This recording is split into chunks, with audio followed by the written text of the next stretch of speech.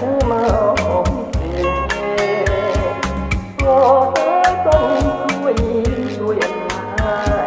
đuôi anh tung đi rồi đàn ơi đánh lại am đàn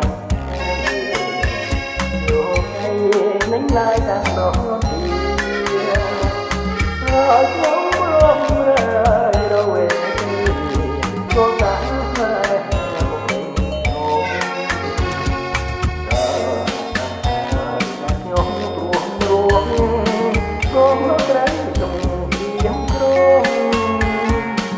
thế mà bố lấy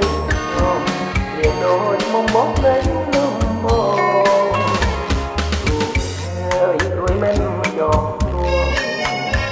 làm trong